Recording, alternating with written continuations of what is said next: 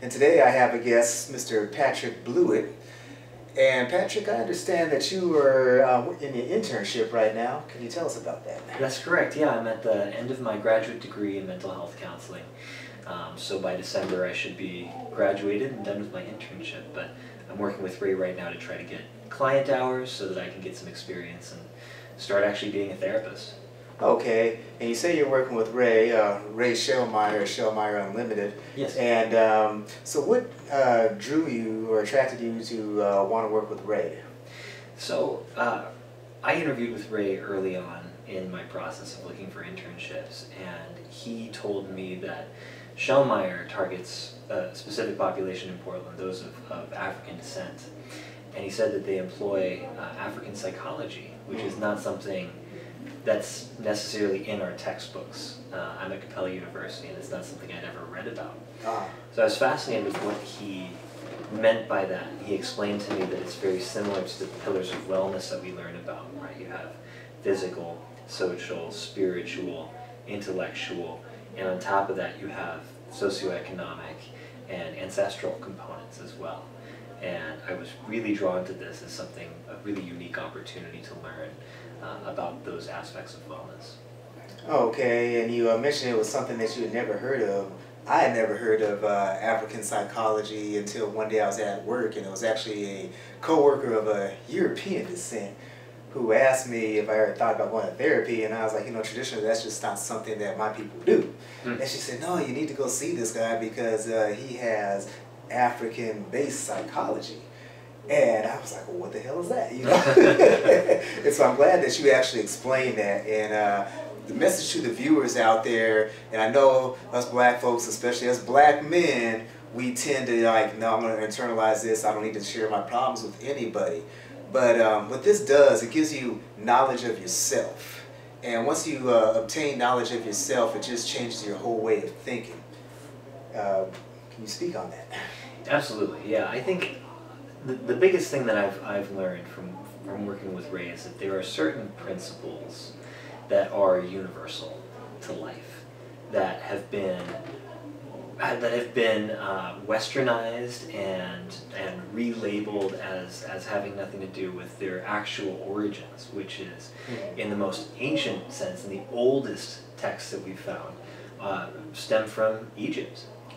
And so I think it's very important to look at history and how we have truly developed philosophically, spiritually as people, and recognize that those concepts are shared by all of us universally and not necessarily attributed to one specific race, and not try to use that as society has for political gain or for shifts in power, but rather to see them as universal teachings and shared by all.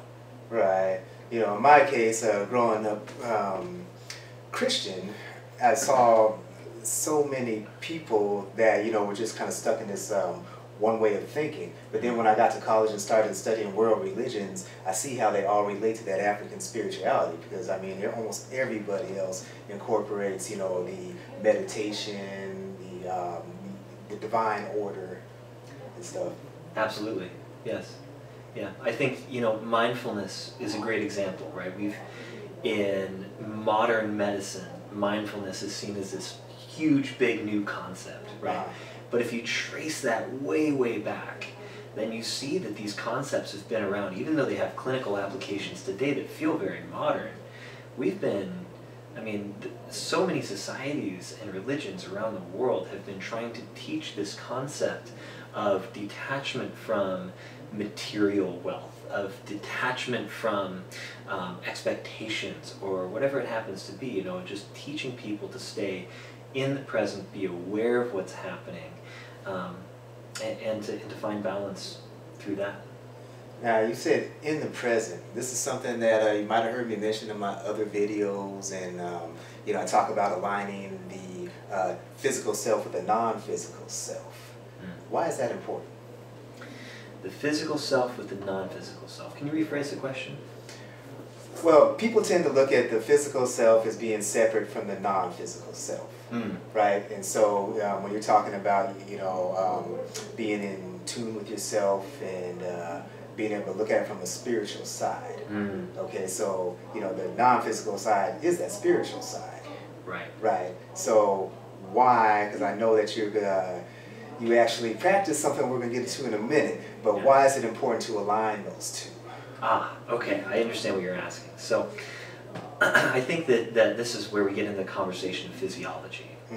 Right? What happens in our inner world tends to manifest in our physical world.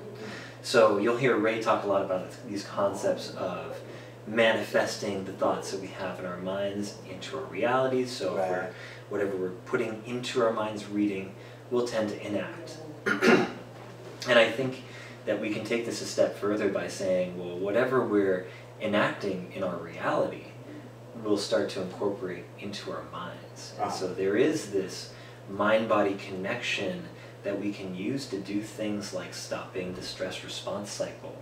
You know, if we can slow down our breathing, we can slow down our minds. If we're having an overwhelming experience and we can't control our thoughts, there are things that we can do in our body to change our thoughts naturally.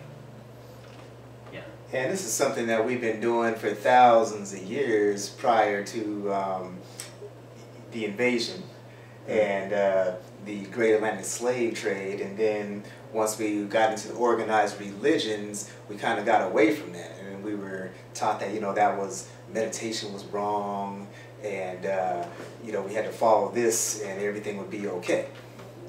And so at this point what I want to do is transition, because we were talking about the mind, the body, the spirit and everything. You are a yoga instructor? That's correct, yes. Okay. So I'm a RYT 200, which means I've collected the basic number of hours to become a yoga teacher and to be allowed to teach classes. Okay. Yeah, and I started, let's see, I started teaching maybe a year and a half ago now, so fairly new to it, but I got into it because I wanted to learn more about that mind-body connection that we talked about, and start to cultivate that practice and figure out ways that therapy and yoga can complement each other. Okay, and how do they complement each other? Yeah, I think this again gets back to the mind-body connection. You know, if we can, in yoga, for those of you who have been to a class or not been to a class, this is a practice of moving the body, particularly in vinyasa flow, which is what I teach, and when you come to class we do a vinyasa flow, where we're connecting movement with the breath. And the first thing that I noticed when I got into yoga and I started doing it was that sometimes it was really hard to get myself to go to the class. Sometimes you'd have this internal dialogue of like, I've got so many other things to worry about, you know, I could watch a movie, I could do any other things except for go to this class right now, but I want to go to this class. And what I noticed pretty early on is that every time I would finish that hour of yoga, I would walk out feeling like, how did I ever doubt this? This felt so good, this was such a good investment of my time. And I want to do it again. But then the next week the cycle starts over again. And I think that this is such a great example of how physiologically, in our daily lives, especially in modern society, we're driving, right? We're hunched over in a car, we're probably stressed out because we're in Portland, we're stuck in traffic. Right. Or we're typing an email and we're missing deadlines. We're doing things in front of us and we're seated almost all day, every day. And what yoga does is it helps to counteract that. So not only is it great for our body, it allows for more expression of movement, it allows for more physical functionality, but that movement processes in the mind. It affects how we think about possibility, our range of thought, what we're willing to engage in our daily lives. It pushes us out of our boundaries, and that affects how we think about ourselves. Okay, so for me, I always looked at yoga as something that, you know, that the hippies did, or something that black folks didn't do.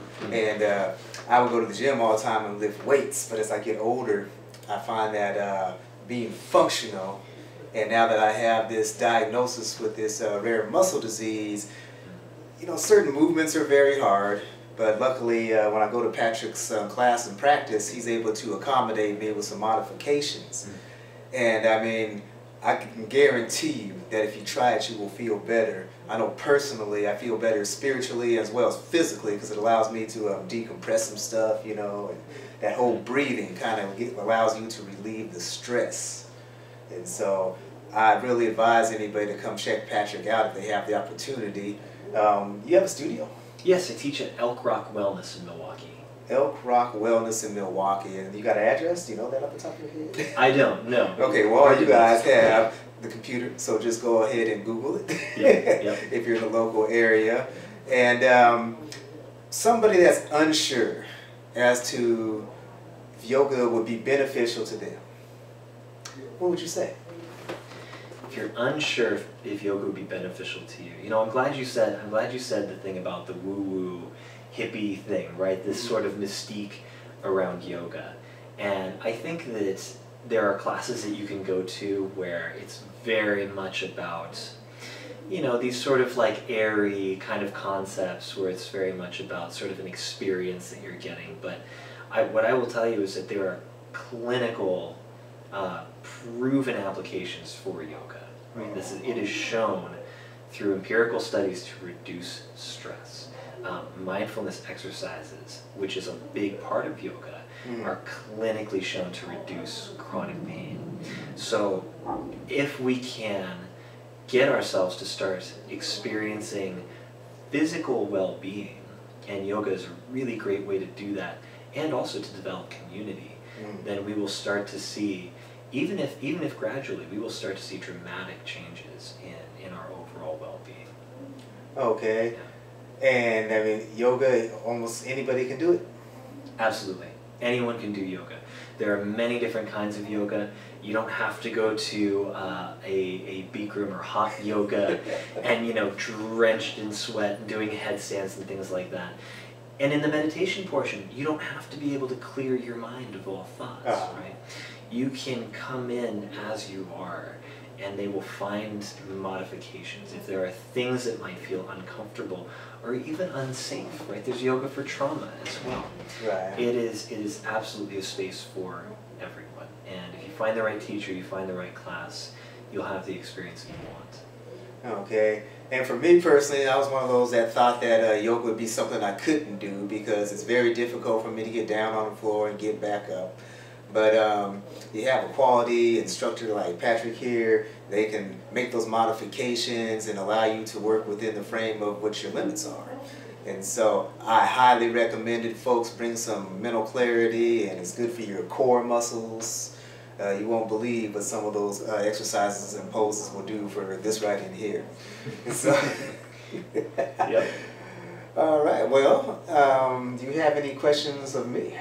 As to, I mean, you see me in your class, try to get there. I was supposed to be there this morning, but my body wouldn't allow me to get there. Sure, sure.